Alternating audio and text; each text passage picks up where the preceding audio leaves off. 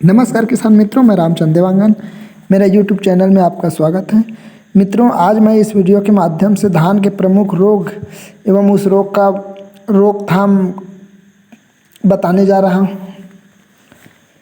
धान छत्तीसगढ़ की प्रमुख धान्य फसल है। धान की फसल में अनेक प्रकार के रोग आ सकते हैं। इस रोगों के रोग कारक जीव की प्रकृति में विभिन्नता होने के कारण इनकी रोकथाम के उपाय भी भिन्न भिन्न होते हैं। रोगों के निदान एवं उसके प्रबंधन के विषय में जानकारी अति आवश्यक है।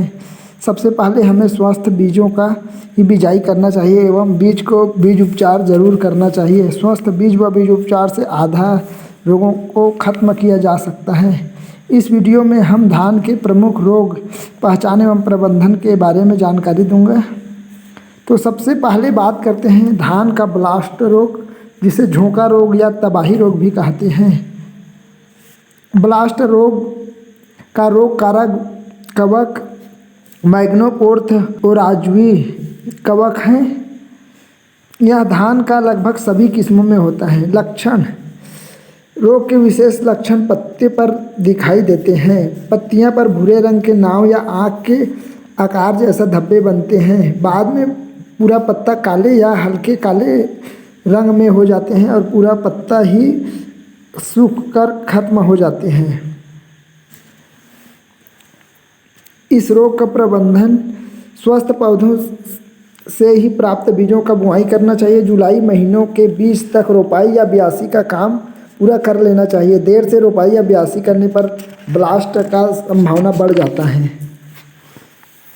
ब्लास्ट के लक्षण दिखने पर ट्राइसाइक्लोजोल 75% WP 400 ग्राम प्रति एकड़ या बाविस्टिन 250 ग्राम प्रति एकड़ या हेक्साकोनाजोल 400 मिलीलीटर प्रति एकड़ के हिसाब से स्प्रे करना चाहिए, या प्रोपिकोनाजोल 75% WP को 250 ml प्रति एकड़ के हिसाब से स्प्रे करना चाहिए।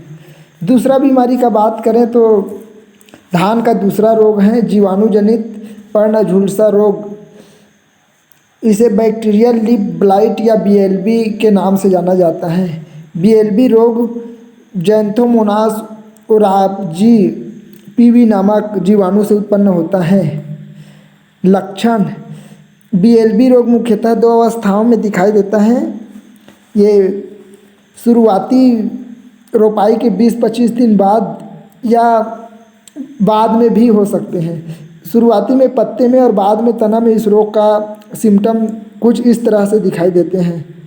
इस रोग का शुरुआत में पत्तियों के ऊपरी सिरों पर पीले या पुआल रंग के रेशेदार लाइन बनते हैं, जो पत्ते के दोनों किनारों के सिरों से प्रारंभ होकर नीचे की ओर बढ़ते हैं और अंत में पत्तियां पूरा सूख जाता है। BLB का प्रबंधन: संतुलित मात्रा में खाद का प्रयोग करें। यूरिया का कम से कम उपयोग करना चाहिए। स्टेप्टोसाइक्लिन दवा से बीज को उपचारित करके बीज का बुआई करना चाहिए। रोग का लक्षण दिखाई देने पर स्टेप्टोसाइक्लिन 100 ग्राम और कॉपर ऑक्सीक्लोराइड 500 ग्राम प्रति एकड़ की दर से स्प्रे करना चाहिए, या वेलिडामाइसिन 300 मिलीलीटर और कॉपर हाइड्रोक्लोराइड 250 ग्राम प्रति एकड़ की दर से स्प्रे करना चाहिए। अब धान की तीसरा प्रमुख बीमारी है शीत ब्लाइट। इसे आच्छादन झुलसा रोग भी कहते हैं। यह रोग राइजोक्टोनिया सोलोनी नामक कवक द्वारा उत्पन्न होता है। लक्षण: पानी या जमीन के सतह के पास शीत ब्लाइट रोग लगना शुरू होते हैं। इसके प्रकोप से पत्ती के शीत पर 2 से 3 सेंटीमीटर लंबे भूरे रंग के धब्बे बनते हैं और बाद में भूसे के रंग में हो जाते हैं। धब्बों के चारों तरफ बैंगनी रंग की पतली धारी बन जाती हैं। अनुकूल क्लाइमेट में कवक जाल स्पष्ट दिखाई देते हैं, जिन पर अर्ध या पूर्ण गोलाकार भूरे रंग के स्क्लेरोसिया बनते हैं। प्रबंधन: शीत ब्लाइट रोग के लक्षण दिखने पर यूरिया का उपयोग बिल्कुल ना करें। खेतों में घास, कुल के खरपतवार और जलकुंभी का निंदाई करके खेत से बाहर निकालना चाहिए। बीज को बुआई से पूर्व कार्बेंडाजिम दवा से उपचारित करके बुआई करना चाहिए। शीत ब्लाइट दिखाई देने पर हेक्साकोनाजोल 5% ईसी का 400 मिलीलीटर प्रति एकड़ की दर से स्प्रे करें, या टेट्राकोनाजोल 400 मिलीलीटर प्रति एकड़ के हिसाब से स्प्रे करना चाहिए।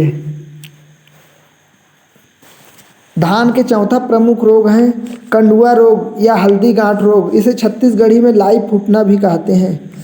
यह रोग अस्टिलेजिनोनाइडिया वायरेंस नामक कवक द्वारा उत्पन्न होता है। लक्षण: हल्दी गांठ रोग का लक्षण बालियां निकलने के बाद ही दिखाई देते हैं। रोगग्रस्त बालियां पहले संतरे रंग की, बाद में काले रंग की हो जाती हैं, जो आकार में धान के सामान्य दानों से दोगुना बड़ा होता है। ये दाने बीज युक्त सतहों से घिरे होते हैं, जिनमें सबसे अंदर का सफ़ेद पीला, बीच का केसरिया पीला तथा सबसे ऊपर भूरा काला होता है। अधिक संख्या में ये एक बीमारी हो जाने पर डस्ट के रूप में खेतों में उड़ते हुए सवेरे या शाम के टाइम इसे हवा में भी देखा जा सकता है, जो हवा में बहकर एक खेत से दूसरे खेत या एक सिरे से दूसरे सिरे खेत में ये इस रोग का संचार होता है।